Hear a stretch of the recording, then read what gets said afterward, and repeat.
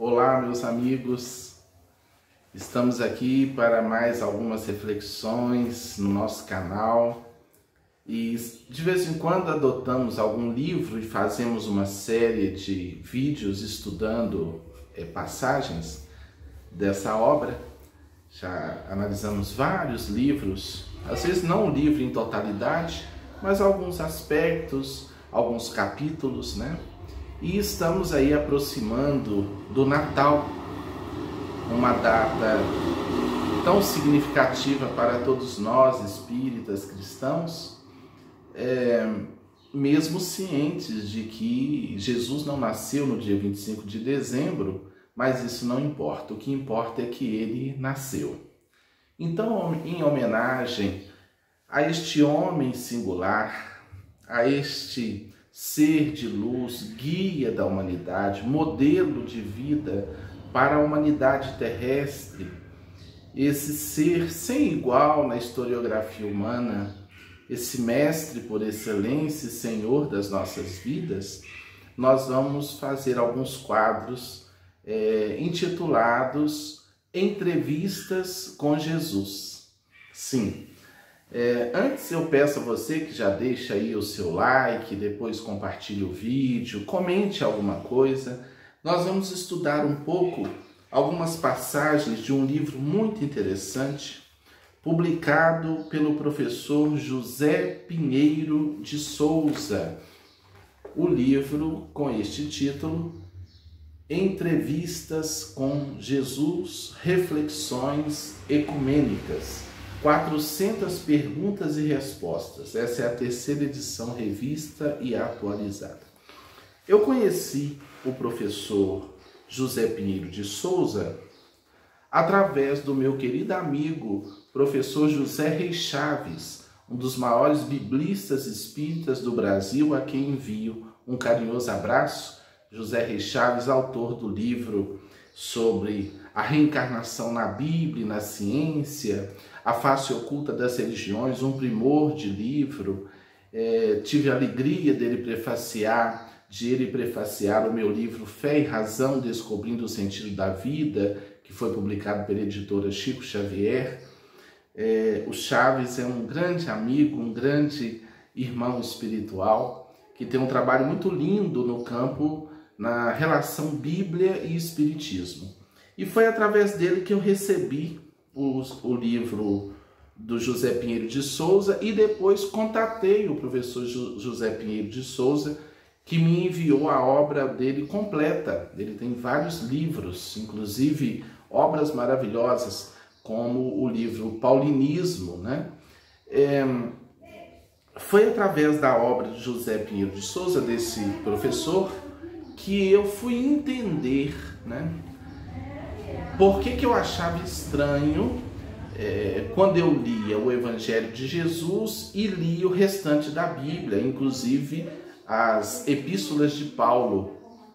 E aí que eu fui entender que existe um cristianismo de Cristo e existe um cristianismo de Paulo, que também muitos teólogos chamam de paulinismo. Porque muita coisa que eu li em Paulo, eu não encontrava no Evangelho de Jesus. Mesmo ciente de que Paulo, o apóstolo Paulo, realizou uma tarefa extraordinária de difusão do Evangelho, mas muita coisa ali na obra de Paulo é de Paulo, né? E não é de Cristo. Bem, então nós vamos começar esses vídeos, provavelmente eles serão um pouquinho mais longos do que os livros que eu gravo aqui para o canal, que duram em torno de 10 minutos, porque nós vamos estudar um pouquinho, né, fragmentos da obra. Então eu vou ler e vou comentando e vocês vão acompanhando essa série Entrevistas com Jesus.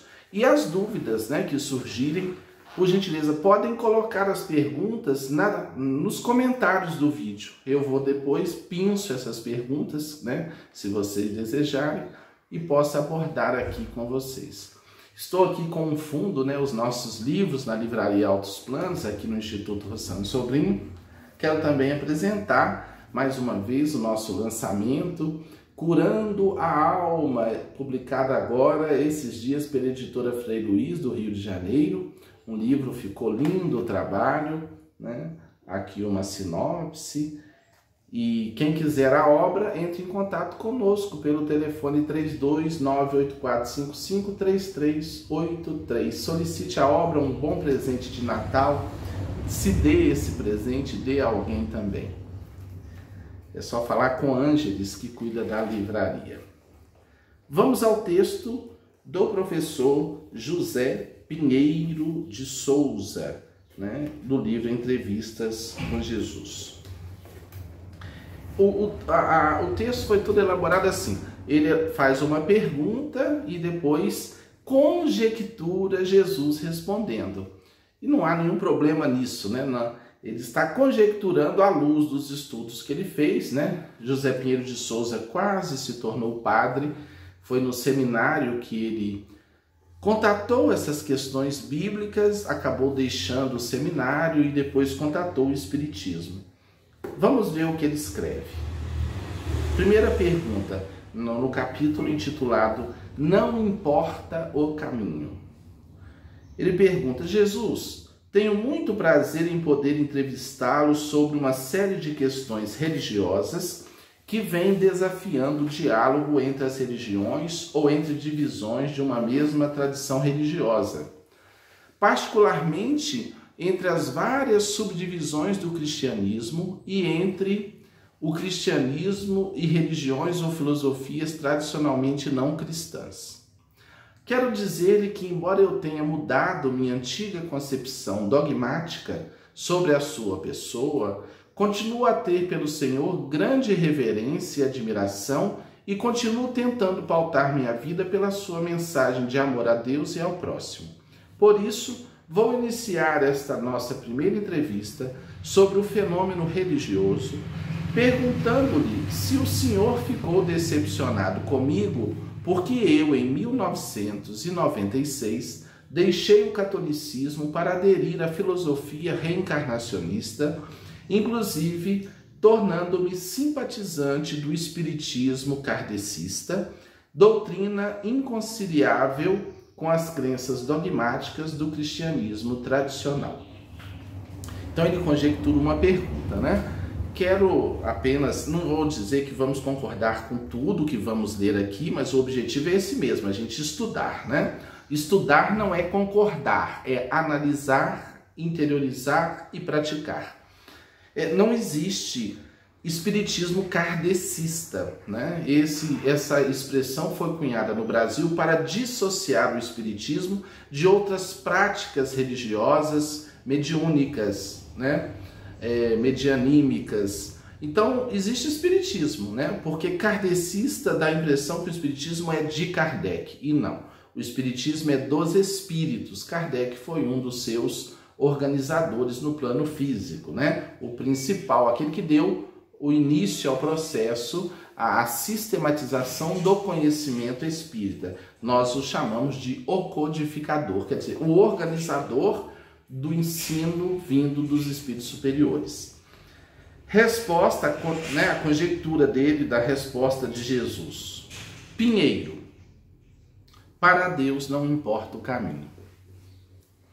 Em outras palavras, para Deus e para mim, o que mais importa não é a religião que se professa, mas o amor que se pratica. Que frase, né? O que importa não é a religião que se professa, mas o amor que se pratica.